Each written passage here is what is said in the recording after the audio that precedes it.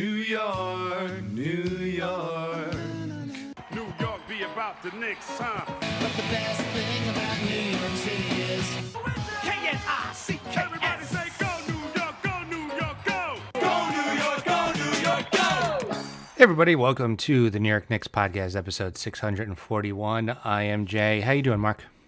Good. Jay, I got to ask you. Yeah. I'm going to put you on the spot. You have to tell the truth. You going to tell the truth, Jay? Yes. Is RFK Jr., Robert F. Kennedy Jr., is he talking about you becoming his vice presidential candidate? For those of you who don't listen to our comedy podcast, The Brink of Sanity, I ran for president in 2016, and the New York Post did an article. Robert F. Kennedy has not asked me yet, but I am ready and willing should he need a running mate. RFK has now spoken to Jesse Ventura, former governor of Minnesota. He's spoken to Aaron Rodgers, current QB of the Jets. I don't know why I said Knicks. Clearly, Jay is next in line. If those two people say no, so Jay may have to leave the show to run our country. Or vice president means sitting there while someone else runs the country. I could probably still do the podcast. I don't know why Kamala Harris doesn't come onto the show. Like, what is she doing these days? Right, exactly. Wouldn't it be great if she had a podcast that was totally unrelated to like the country? She's just like a podcast on knitting. That would be so funny if somebody had a high-level position like that and just refused to acknowledge anything related to it. Yeah, that would be. Or really people would ask you, don't you have more important things to do? And she'd be like, no, I really don't. What are you talking about? Okay. Jay, so we have some topics to cover today. Yep. Starting with, is OG the Messiah? Mm-hmm. How did the Knicks front office get Tibbs not to play OG 48 minutes last night? Can the Knicks win in the playoffs if Randall doesn't return? Mm-hmm. Can Josh Hart solve world hunger and global warming while doing just about everything on the basketball court? What happens to my precious when Mitch returns? And should the Knicks have a seance to expel the Detroit Piston demons that are clearly haunting Burks and Bogdanovich? All right. That's a full Lots of lineup for topics. today. Yes. How you doing, Jay? How you feeling, Jay? I mean, they're starting to get healthy. Like, it's happening. Like, it sounds like the Knicks could have a full squad by the end of this month. And we just got a taste of an almost healthy team yesterday. And, oh, my God. Like, I mean, what a difference the two games thing. They played Philly back-to-back. Had one game, 79-73, where the Knicks just jacked up a lot of threes, missed a lot of shots. It was the ugliest game possible. Then they get OG back, and they beat the crap out of Philly. I get, and Philly had Maxey back for the second game. So Yes, yeah.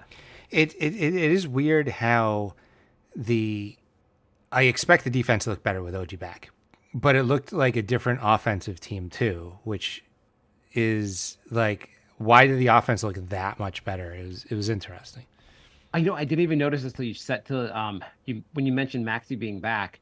It's crazy because on like a Sunday, they lose to Philly 79-73. Philly scores 79 points. Then last night, Tuesday, Philly also scores 79 points with Maxey back. They couldn't get any more points because OG is ridiculous. Yeah.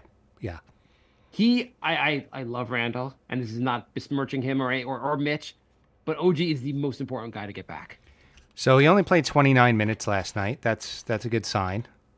Well, they also were crushing them, so like Tibbs didn't have to he fought his urge to overplay him because the dude he still they were up by overplayed. a lot. Still overplayed Hart. Oh, you think? I didn't look at Hart's minutes from last night's 39. Can I see if I can guess it? Oh, sorry. Okay, I'm gonna guess. Okay. Okay. 52. Yeah, he played. What did he play? 45. 39.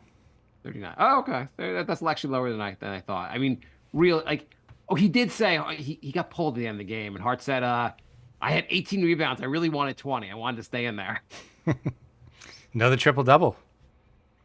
Yeah, no one. I have to say, of all the players, the player that looks least bothered by playing these minutes is Hart. He's insane. He doesn't even look shape. winded half the time.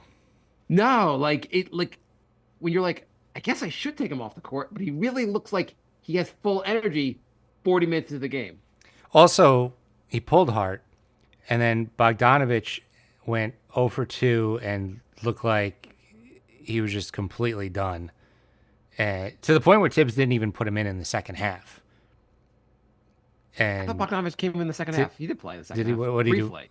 Very briefly. Yeah, that's right. I mean, Bogdanovich, is it that like Bogdanovich and Burks are not like, I guess I feel like there's Detroit Piston shape and New York Knicks shape. Could And be. they may not be in New York Knicks shape. Could be because they're not playing good at all. I mean, Bogdanovich had 0 points. He was averaging 20 points a game in Detroit, and he had 0 last night. He seems to have no idea how to get open, or to dribble the basketball.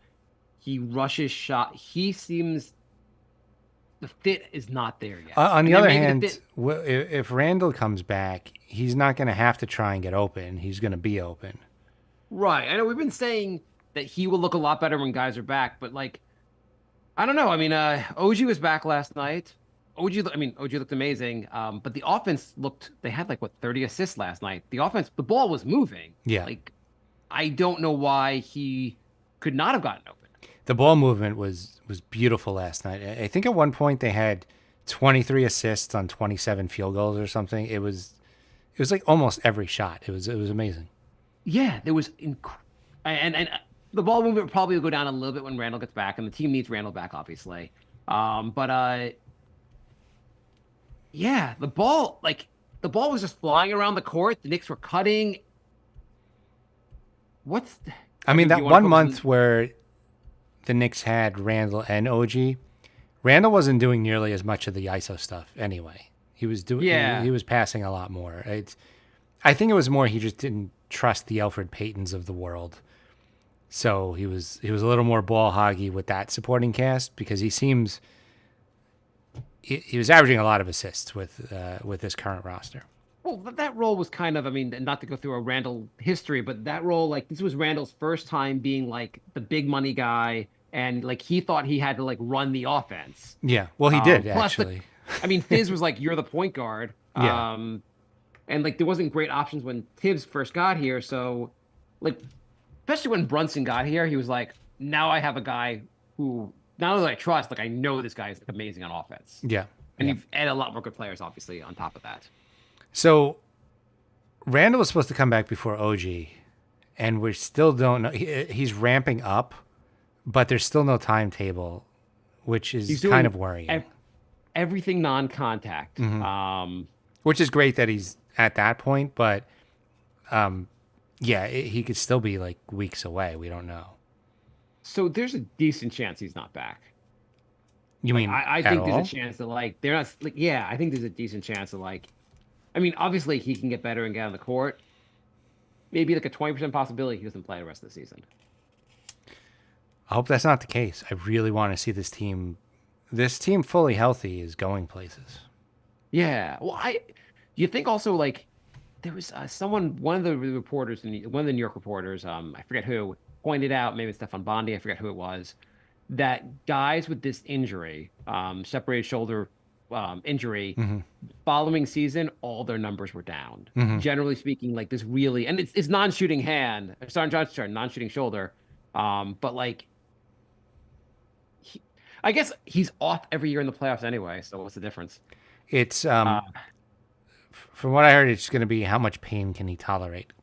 Yeah, that's what they're saying, which also just makes your shot's never going to be as good, even if it's your offhand. Like, if you're in pain half the time, and he probably will not play 40 minutes. There's a decent chance he plays more like 20 to 25 minutes when he's back. Like, they just limit him anyway because they're like, we'd rather have 20 minutes of him than have 0 minutes of him. Still a huge upgrade over whoever else would be playing. Well, Precious would be the guy like in the power forward spot. I mean, Precious would still be playing 20 minutes a game, if not more, depending on the center situation. I mean, Precious. Yeah, I mean, there's a lot of big questions about when these guys come back. If you have, like, someone was asking online, like on Twitter, like, if everyone's back healthy, what Precious is awesome, but like, does he get any minutes? I think if Precious gets no minutes, that means everyone's healthy and we're living a dream scenario. I still think he he's- gets minutes. Well, really, if everyone's healthy, how would he get minutes? Like usually Mitch and Ihart are the center minutes. Yeah. Randall, you're right. Like Randall would play 35 minutes basically if he's fully healthy. Fully healthy. Yeah. Yeah, Precious plays like 13. yeah, maybe. But also like working in minutes for Josh Hart. Yeah, I yeah. could You see have him OG Hart. You have Brunson, Deuce, and then you have Dante and whoever. Hart. Do you have Dante and Hart? Hart would take minutes from like the two through four. Yeah, and I guess you could have spot minutes for Bogdanovich or Burks if you Stop want. it. Then that's a 9-man Stop. rotation, so you don't play No, Dante no, or Burks. stop. I mean, Burks is not playing. Burks or Boggs. It's fine if you want to say Bogdanovich is going to play. You have to shut your mouth if you're going to talk about Burks playing. Yeah, I don't We think he's have to going. get to the point. I don't think he's Please. going to. With a 9-man rotation, Boggs and Burks are both out.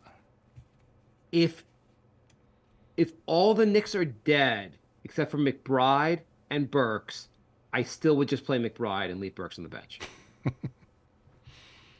He is. I don't under. It's Burks is like a shell of himself. I don't. He Yeah. wasn't this bad when he was a Knick. What is going on with him? I don't know. He's I mean, it's still a pretty small sample size, so you can. He wasn't Kinda. shooting well in Detroit to begin with. He wasn't. He wasn't. I mean, he's shooting well from three, but his like field goal percentage was pretty low. Oh, yeah, but he was shooting like 40% from three. Yeah, he was shooting through 40. But Well, now seems isn't he like shooting like 25? Like, 25% means he's hit a shot, and I've yet to see him hit a shot. I just.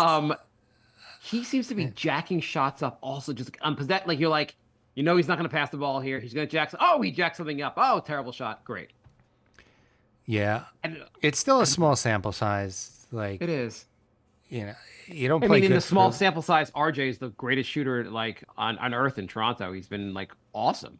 He's been very, very good. But I think a lot of people who watched him for 5 years will be a I'm not little trying to bash skeptical. RJ. I'm not either. I'm just saying, like, if you watched him for 5 years, you'd be a little skeptical that he's going to keep shooting like this. And conversely, if you watch Burks all these years, you'd be a little skeptical that he all of a sudden is washed up and is going to shoot like crap the rest of the time. Right. I mean, also when you get older, you get.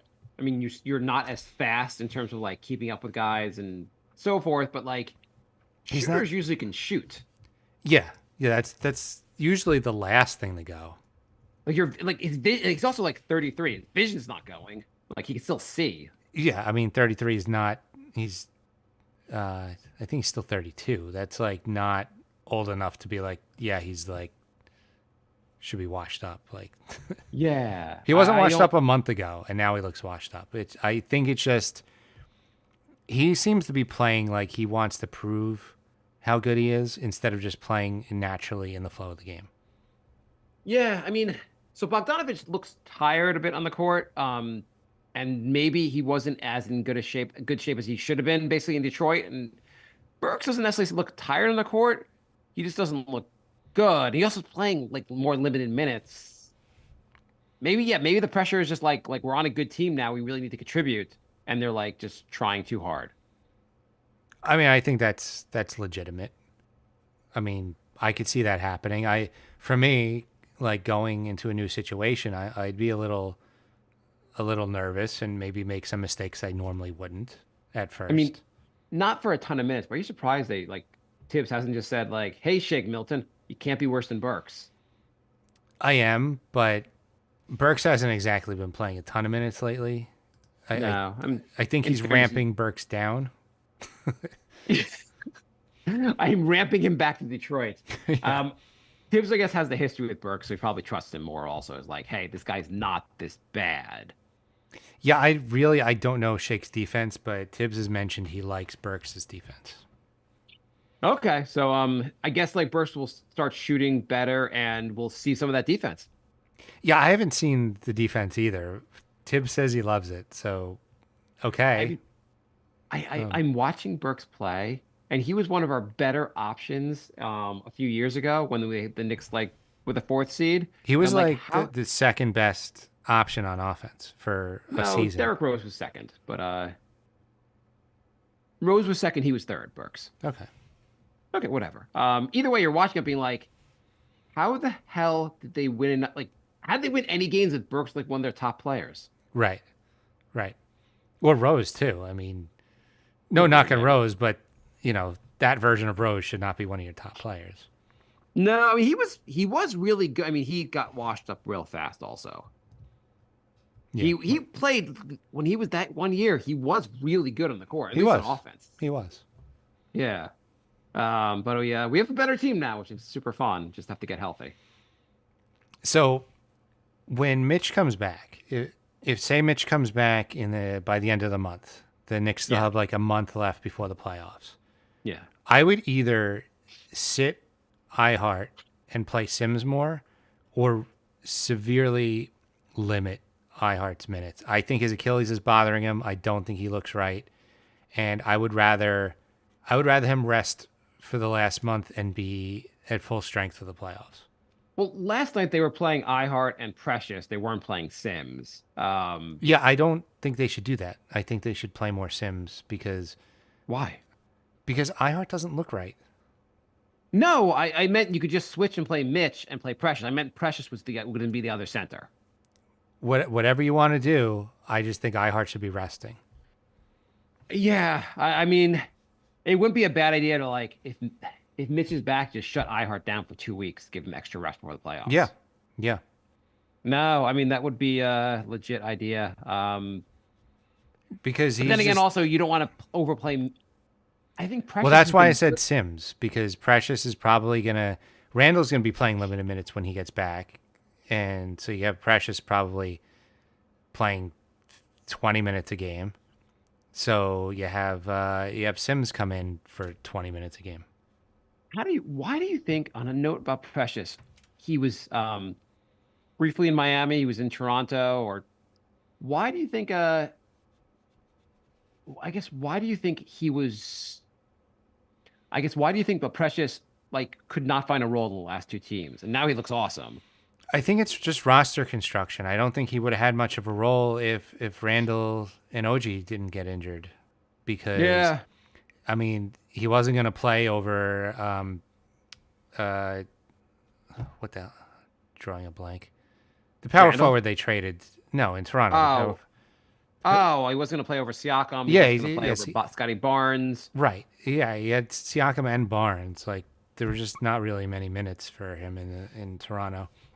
Yeah, it seems like he's like New York is the first place where I mean he's lucked into minutes basically with like just with injuries, and it seems like he has to be so goddamn happy with how things are going. Like this is the first time he's had a real role in the NBA. Yeah, yeah. And his minutes are going to go down a lot when the team's fully healthy, but I think he's played well enough where he should be getting at least 15 minutes off the bench.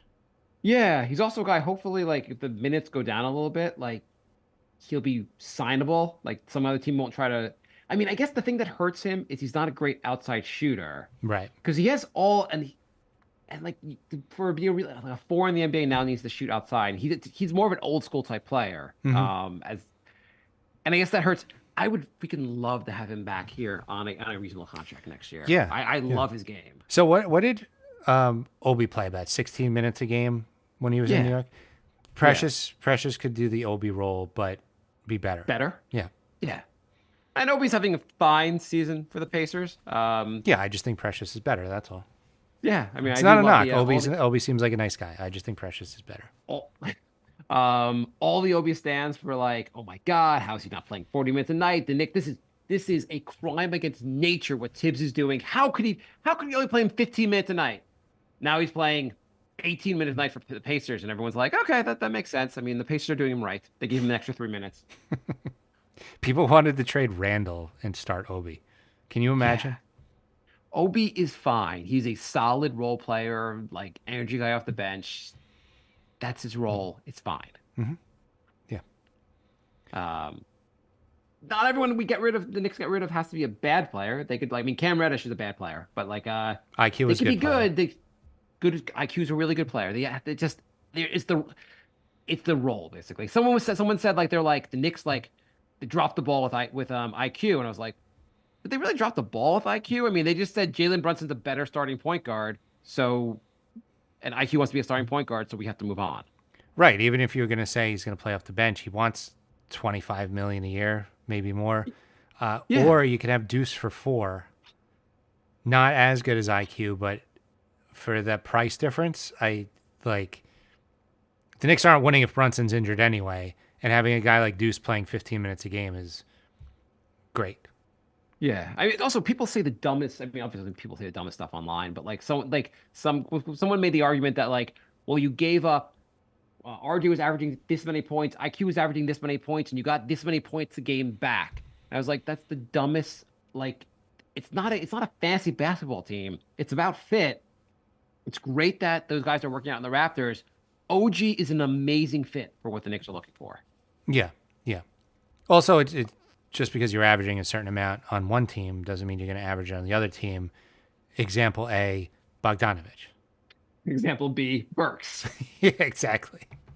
We got some questions. Yeah.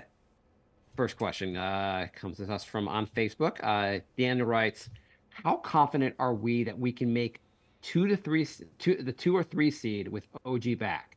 He really seems to allow everyone else, minus Pistons boys, to play their game.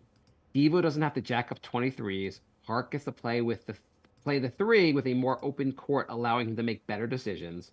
Brunson, same thing. And how about Achua?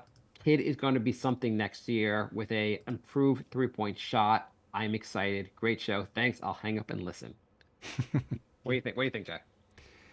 I think that I don't think the 2 seed, just because I think they're still a little too banged up. When guys come back, they're going to be on kind of a minute restriction. Right now, they're 3.5 out of the Bucks at the 2, and they are 3 back of the Cavs at the 3, and only 1 game ahead of the Magic. Yeah, I just think that we don't know when Randall's coming back. We don't know when Mitch is coming back. If they were coming back in the next week or 2, I would say yeah, but I don't think that's going to happen, and I don't think they're going to. It would be great if they did, but on the other hand, a 4th seed would be fine. I think the 3 or the 4 with the Cavs, the opposite of us. Playing the Cavs first round would be the and I'll eat my words, but I think that's the matchup I want first round. I mean, that would be Cavs are a good team, but it would be funny if the Knicks beat them back to back. But the only way for that to happen is them to fall to. Oh, the 4 or 5. Yeah, never mind. 4 or Yeah. 5. Yeah, I don't think the Cavs are going to fall to the 4 or 5. Right. And right now, at the 4, the Knicks play the Magic first round. Totally fine with that. Totally fine with that. I mean, really, you would like not to play the Celtics or the Bucks first round. Everyone else is fine for the first round. Yeah. Even the Sixers are fine because chances are Embiid is not going to be healthy by then. Right. Pacers, bring it. I'd rather not see Miami just because they'll probably injure somebody on the Knicks. They seem With to a steel like doing that. chair. Yes. When the ref's not looking. Yeah. He used the chair. I don't even know how he came off the top rope. Where was the rope? Where did they pick up this rope? Butler's like calling the ref's attention while Bam brings out the chair.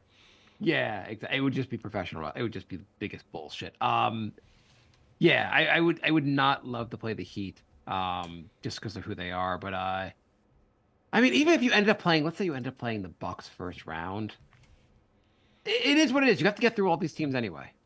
Yeah, but I don't see any scenario with the Bucks as a first round matchup. Yeah, I mean, like people say, like you don't want to play the Celtics first round, and I kind of get. I mean, I get that. You'd rather see them be a little more banged up later in the playoffs, but you got to go through these teams anyway.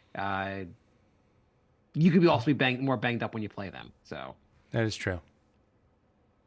but I obviously would not like to play the Celtics first round. That Yeah. would be the ultimate not matchup you don't want. And chances are the Knicks are not going to fall to the 8th seed. Right. Or the OG should keep us out of the out of the play-in at the very least.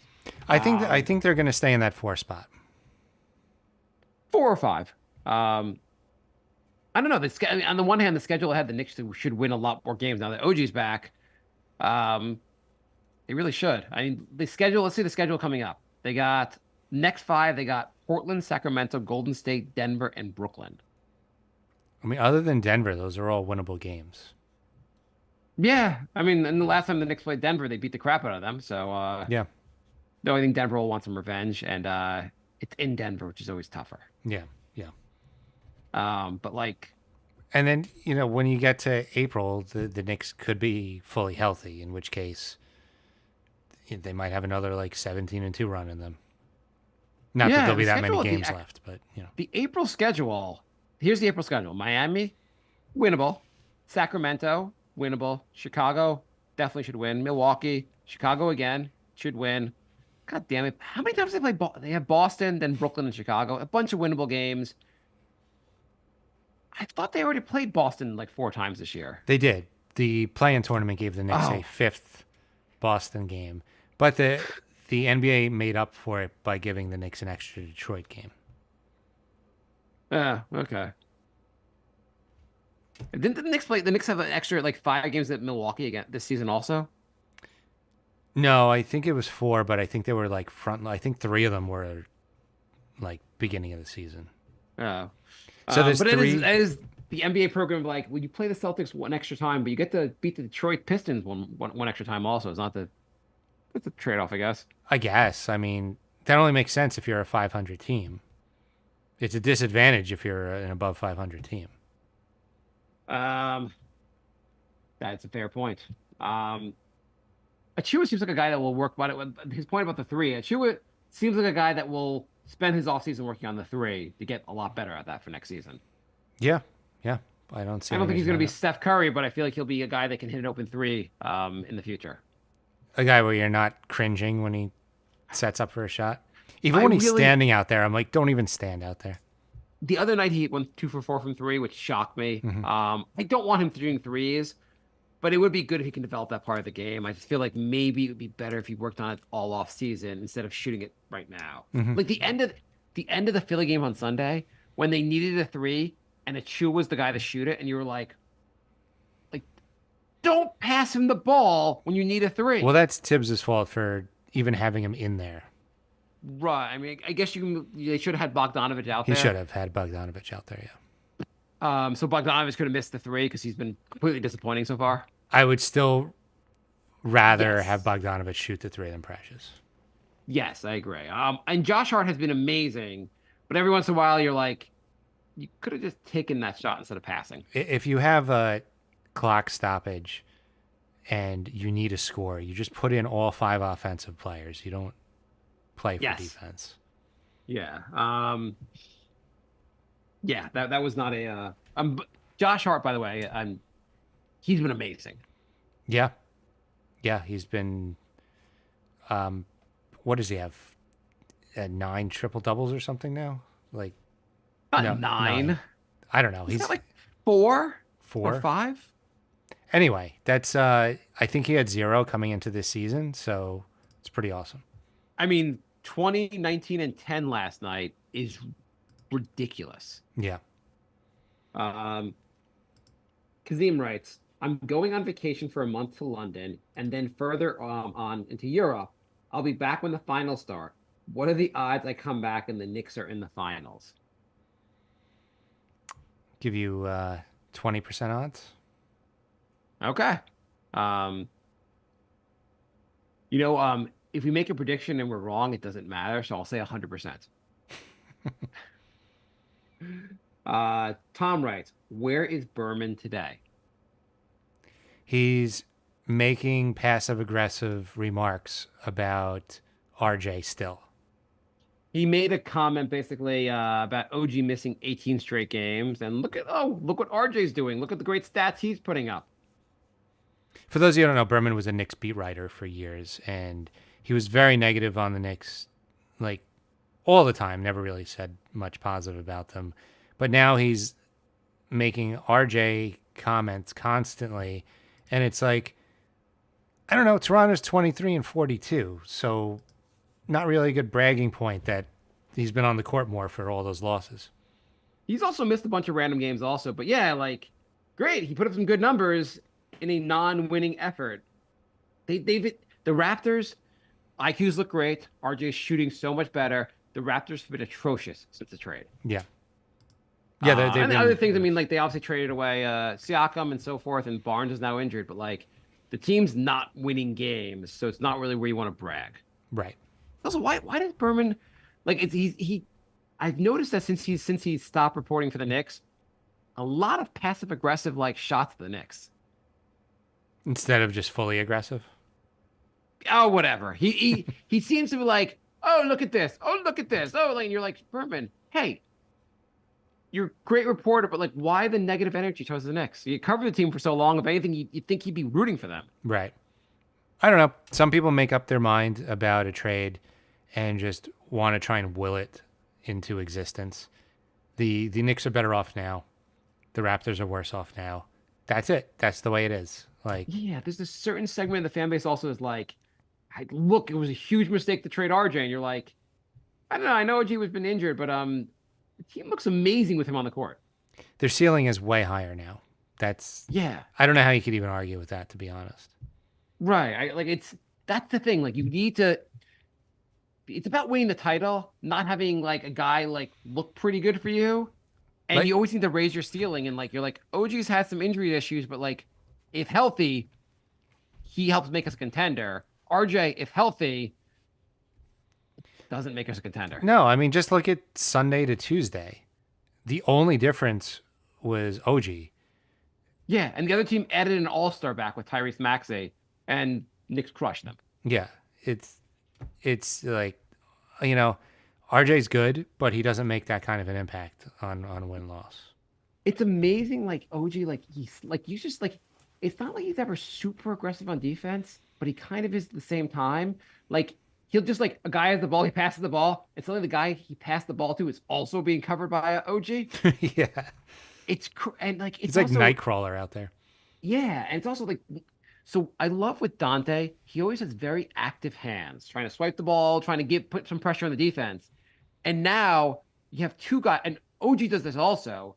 Having two guys out there that does this, and Hart also does this. Hart also does is some out of that, there. yeah, Yeah, like it's a really like problem for the offense. yeah. It's no, not many easy baskets when those guys are out there. Like you watch Bogdanovich, or even Burks, you're like, they're kind of staying in front of guys to a certain extent, but like they're never going to get a turnover. They're not going to put real pressure on the offense. At most, they're just going to kind of be there when the guy shoots the ball. Well, you're also never gonna have an opposing player with the ball look up, see them, and be like, "I'm just gonna pass the ball. I'm not even gonna try and score," which does Yeah. happen when OG's there. They're like, Yeah. "Yeah, you know what? This isn't happening." Right. I think at halftime, Tobias Harris, who's averaging like 17 points a game, and you think like with Embiid out would be one of their go-to scorers. I think through halftime did not have a shot yet. Yeah, yeah. It was like I think he's at least he averaging had no points. 18 a game, and yeah, he was scoreless for the first half. Yeah. It's OG makes such a difference and elevates everyone on the court. It's ridiculous. And again, RJ and IQ's also playing awesome for Toronto. Great. And RJ's his shooting percentage, like if RJ was shooting, we should be grateful also. If RJ was shooting like this in New York, the Knicks never would have traded him. Agreed. I mean, not like a knock, and no knock against, but like having a like OG is such a great fit that the trade made so much sense. But it would have been hard to trade RJ if he was playing this well. Yeah. Cobra says the Knicks are currently tailored perfectly. Agreed. They're too deep, legit at every position, and they have so many different looks they could put out. They could go small, they could go big. Like they have this roster is constructed better than any team I can remember, including the '90s teams. By the way, the other factor for as far as the 2 seed or even the 3 seed, I think OG's going to sit some games. I think the guys that come back are not going to play like back-to-back nights. Right.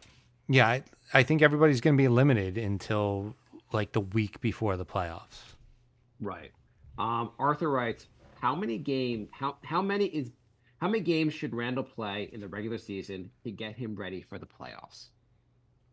I mean, ideally he would be like fully ramped up for 6 to 7 games. You think Yeah, that's fair? basically 2 weeks of basketball. Yeah. Yeah. I think that would be a perfect like fully ramped up, getting ready for the first round of the playoffs. That would make sense. Ideally he would be back a week or two before that playing limited minutes and then fully ramped up for like 2 weeks. I wonder how his like one of the things that Randall always brings is he's unbelievable shape for the regular season, and that's made him such a great player. I wonder how much and I know he's supposed to be working out. I wonder how much the shoulder injury has limited his ability to be like in great shape. I mean, luckily it's an upper body injury, so he should be able to still get cardio in. Yeah, So I don't think it's going to hurt that part of his game as much. Mitch Right, might have like- more trouble, like just being out of breath in a short amount of time, not having been able to run for so long.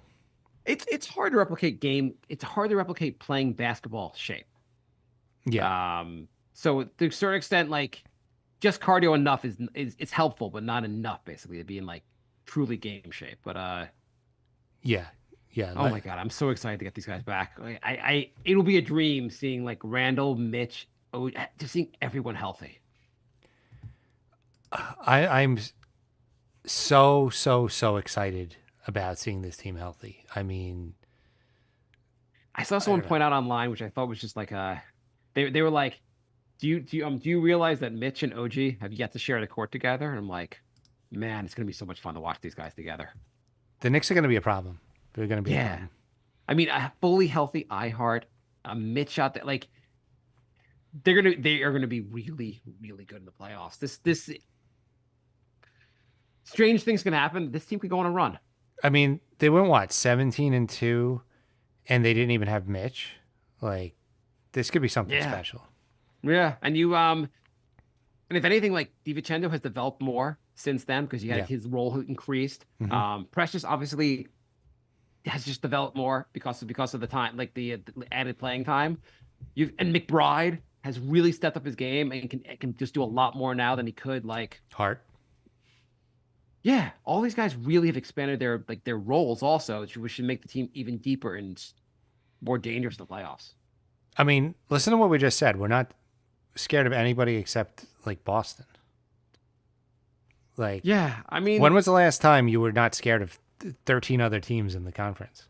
I mean, this is the best this is the best I felt about the Knicks since the 90s. Mhm. Yeah. Easily. Easy.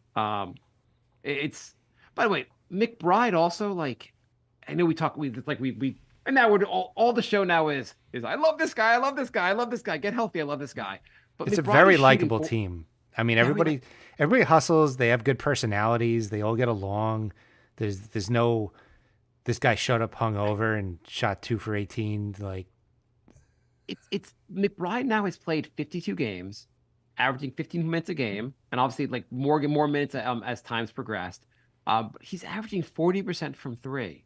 This is one of the things you would have said until he develops a 3-point shot, he's not going to be that even with his defense, he's got to be able to do something on offense. I mean, Dude, he can drive to the basket. He can do a lot of stuff on offense besides play killer defense. we were saying for years that he shoots really well in the G League.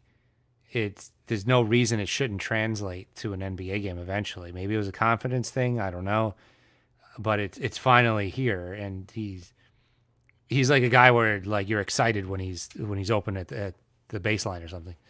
Well, they said when the OG trade happened and they were like, there's going to be expanded role for McBride, they had said he hasn't shown in the NBA, but they said in practice, Tibbs says he does everything in the practice. It's going to translate. It just hasn't yet. Yeah, they had It's nice to confidence. have faith in the guy. They gave him that long-term contract. They knew it was going to come eventually. Huge contract. I Huge mean- contract in NBA terms. Whatever, it was long-term. I mean, Yeah, I mean they 3-year deal. He's not getting huge money from the NBA, but whatever. It's working out. He has a role now going forward. Mhm. He can develop. His next contract could be a bigger contract. yeah. Um, So, anything else? Is that all the questions? that's all the questions. If you want to email fun. us, nyknickspodcast@gmail.com. We are nyknickspodcast on Patreon, Instagram, Facebook, and Twitter/X. Predictions for the next 5 games? I was going to say, we've been very positive. What things outside of injuries? What things? Give us some negative. Is there a couple negatives? Things that still drive you crazy, Well, I mean, or things that concern you right now?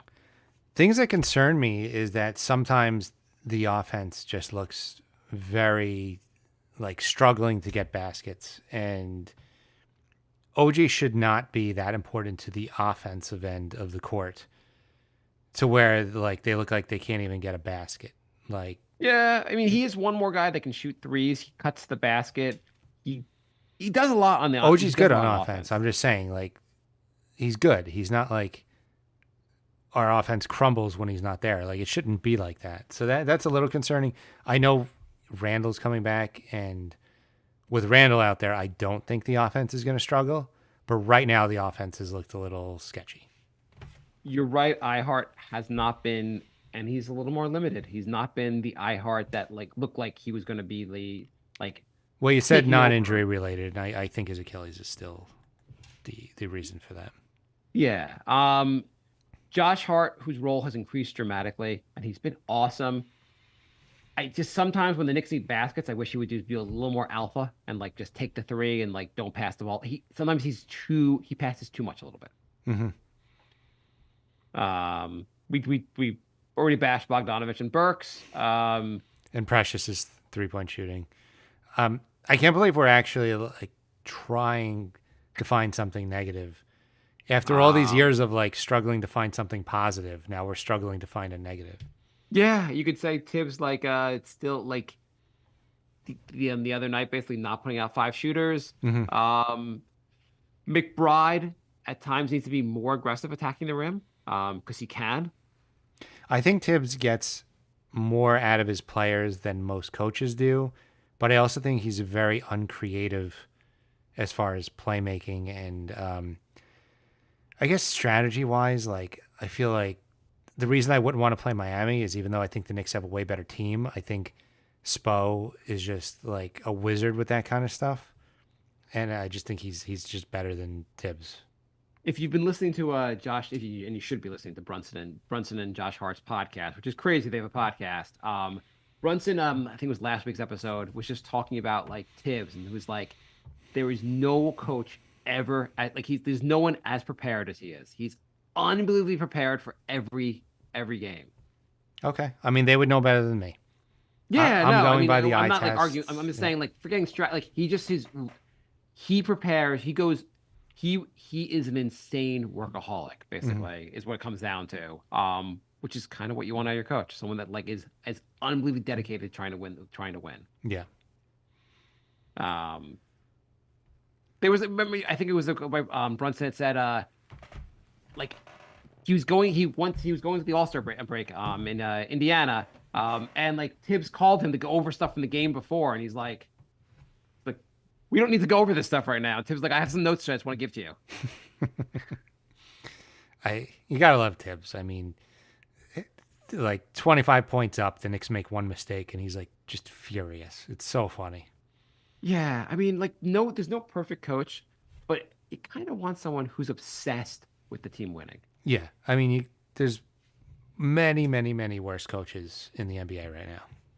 Yeah, I mean, there are a lot of there are like coaches that you like. Everyone's into their job and they try really hard. You imagine some coaches are like, oh, it's like I got a break. Like, let me watch a movie. Let me get some drinks. Let me do some other stuff and like take my mind off of this. Then I'll get back to it. I don't think Tibbs does anything unrelated, like anything that involves. I don't think he has any fun. Right. I think his entire life is about doing the best he can do with the Knicks. Yeah. That's what you want. Exactly. All right.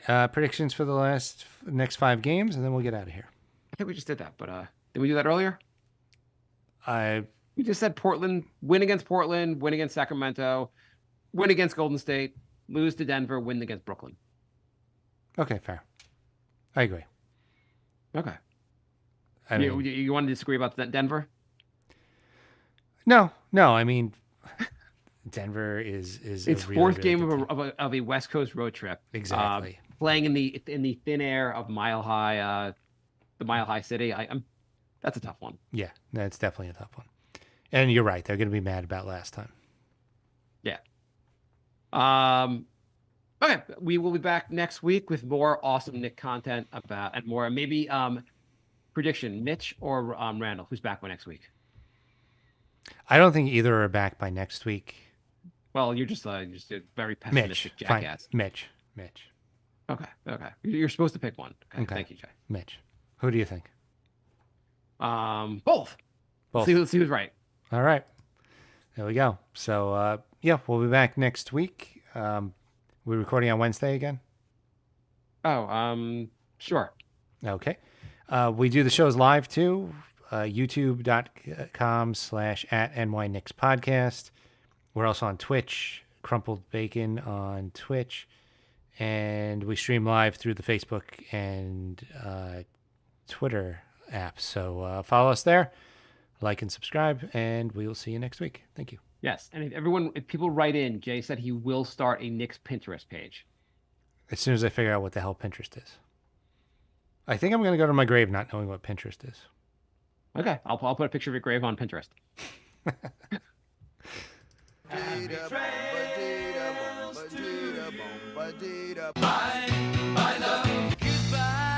everybody. It's all over. Goodbye. It's time to go. This is the end.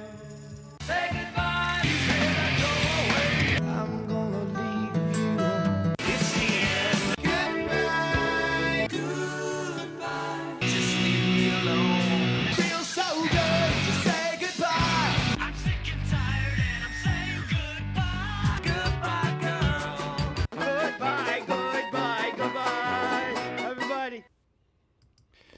All right. I know you got to run, so we won't do an after show today. But thank you, everybody who joined in the live room. Appreciate that. And we'll be back next week. We usually record, around 6:30 now? 6:30, 7 o'clock. 6:30, 7 o'clock Eastern Standard Time. So just follow us, and you'll get the notifications on when we go live. Yeah. All right,